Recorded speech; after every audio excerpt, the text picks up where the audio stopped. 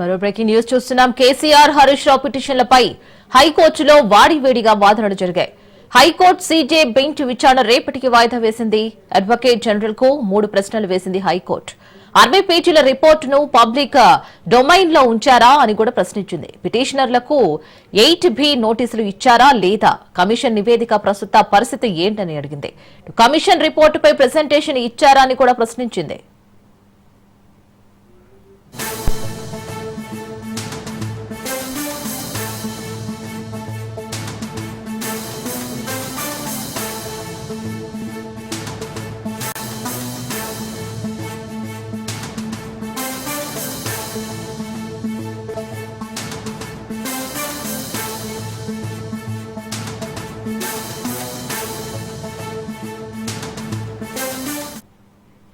కేసీఆర్ హరీష్ రావు పిటిషన్లపై హైకోర్టులో వాడివేడిగా వాదనలు జరిగాయి.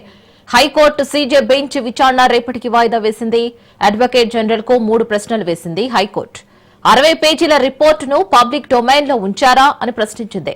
పిటిషనర్లకు 8B నోటీసులు ఇచ్చారా లేదా, కమిషన్ నివేదిక ప్రస్తుత పరిస్థితి ఏంటని అడిగింది. కమిషన్ రిపోర్టుపై ప్రెజెంటేషన్ ఇచ్చారా అని ప్రశ్నించింది.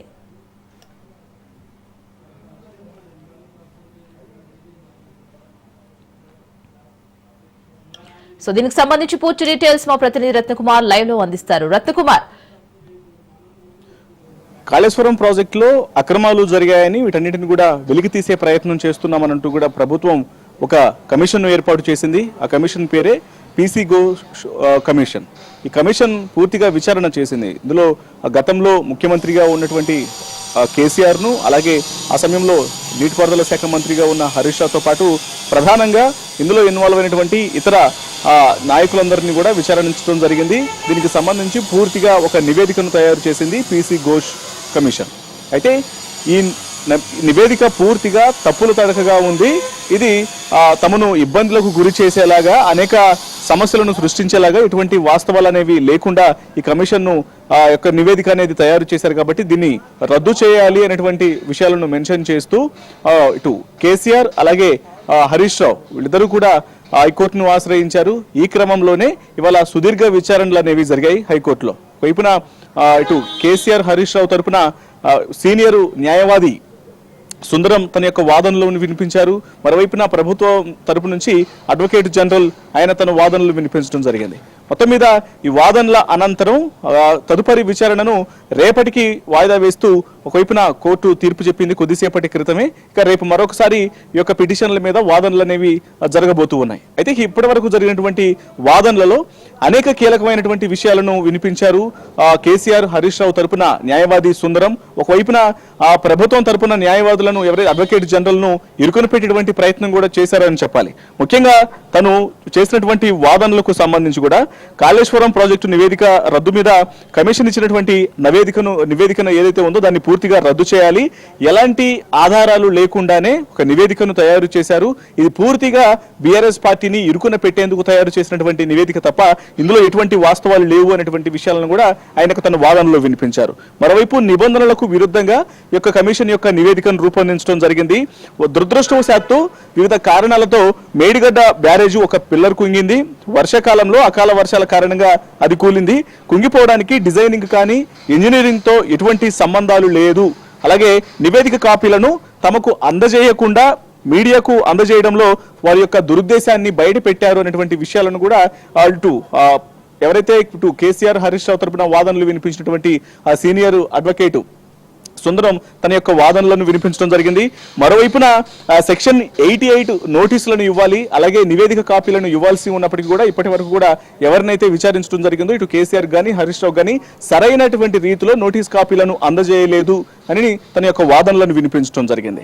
ఇక మరోవైపు ఇందులో 600 పేజీల నివేదిక స్టడీ చేసి బ్రీఫ్ రిపోర్టు ఇవ్వాలని 3-మెన్ కమిటీని వేశారు. మరోవైపున 3-మెన్ కమిటీ 60 పేజీల రిపోర్ట్ ఇవ్వలేదు అని చెప్పంటూ కూడా న్యాయవాదులు సుందరం, శేషాద్రి నాయుడు తన యొక్క వాదనలను వినిపించడం జరిగింది.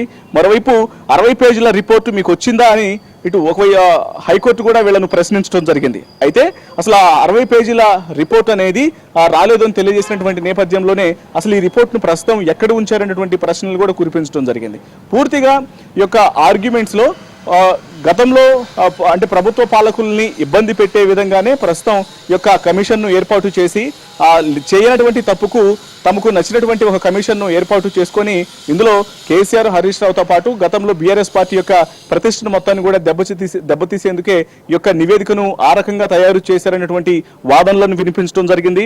మరోవైపున గతంలో కిరణ్ బేడి ఎల్కే అద్వానీ ఓ కేసులో కమిషన్ కూడా నోటీసులు ఇచ్చింది. కానీ సెక్షన్ 8B కింద నోటీసులు ఇచ్చి వివరణ తీసుకున్నారు. కానీ ఇక్కడ ఎటువంటి నోటీసులు అనేవి ఇవ్వకుండానే ఈ యొక్క ప్రభుత్వానికి నివేదిక అనేది వెళ్ళింది అనేటువంటి విషయాన్ని కూడా చాలా స్పష్టంగా తెలియజేయడం జరిగింది. అయితే అసలు 60 పేజీల రిపోర్ట్ అనేది ఎక్కడ ఉంది, అది పబ్లిక్ డొమైన్ లో అప్లోడ్ చేయలేదు అనేటువంటి విషయాలను కూడా మెన్షన్ చేయడం జరిగింది. దీనికి సంబంధించి కూడా అంటే ఎందుకు అప్లోడ్ చేయలేదు అనే దాని మీద కూడా ఒక ప్రశ్నలు కురిపించినప్పుడు దాని మీద ప్రభుత్వం తరపున వాదనలు వినిపించిన అడ్వకేట్ జనరల్స్ తమ యొక్క వాదనల్లో భాగంగానే ప్రస్తుతం యొక్క విషయాన్ని ముందు అసెంబ్లీలో చర్చించాల్సి ఉంది. అసెంబ్లీలో చర్చించిన తర్వాత దీని మీద జరిగినటువంటి రిపోర్ట్ మొత్తం ఇచ్చినటువంటి నివేదిక మొత్తాన్ని కూడా అసెంబ్లీలో చర్చించిన తర్వాత ఆ తర్వాత దాన్ని పబ్లిక్ డొమైన్ లో పెడతాం, ఇప్పటి వరకు పబ్లిక్ డొమైన్ లో పెట్టలేదు అనే విషయాలు తమ యొక్క వాదనలను కూడా వినిపించడం జరిగింది. అయితే ఇక్కడే కొన్ని కీలకమైనటువంటి ప్రశ్నలను వేసింది. అసలు కమిషన్ నివేదికను ఎప్పుడు అసెంబ్లీలో పెడతారు అని హైకోర్టు ప్రశ్నించింది. మరోవైపును నివేదికపై చర్యలు తీసుకున్న తర్వాత అంటే ఇప్పటి వరకు ఏదైతే అక్రమాలు జరిగాయని ప్రభుత్వం భావిస్తుందో దీని మీద చర్యలు తీసుకున్న తర్వాత ఆ నివేదికను అసెంబ్లీలో ప్రవేశపెట్టి దాని మీద చర్చిస్తారా, లేకపోతే అసెంబ్లీలో చర్చించిన తర్వాత చర్యలు తీసుకుంటారా? సో ఈ విషయం మీద ఒక క్లారిటీ అనేది ఇవ్వాలి.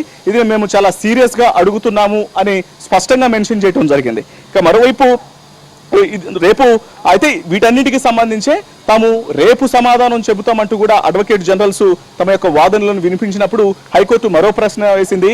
సాయంత్రం 4 గంటల వరకు ప్రభుత్వం నుంచి ఒక స్పష్టత తీసుకుంటే 4 గంటలకు కూడా తాము దీని మీద విచారిస్తాము, ఇవాళ సాయంత్రం 4 గంటలకే తాము ఏ నిర్ణయాన్ని త్వరగా చెప్పగలిగితే చెప్పండి అనేటువంటి విషయాన్ని కూడా కోర్టు తెలియజేసింది. అయితే దీని తరపున అడ్వకేట్ జనరల్ రేపు దీని మీద ఒక క్లారిటీ తీసుకొని రేపు కోర్టుకు సమర్పిస్తాము, అసెంబ్లీలో చర్యలు తీసుకున్న తర్వాత అసెంబ్లీలో యొక్క నివేదిక పైన చర్చలు జరుపుతారా, లేకపోతే చర్చలు జరిపిన తర్వాత ఏదైతే చర్యలు తీసుకుంటారా అనే విషయాలకు సంబంధించి కూడా రేపు కోర్టుకు తెలియజేస్తామని తెలియజేయగా రేపు ఇక విచారణను రేపటికి వాయిదా వేస్తూ కోర్టు తీర్పునివ్వడం జరిగింది. Right Ratna, thank you for the update.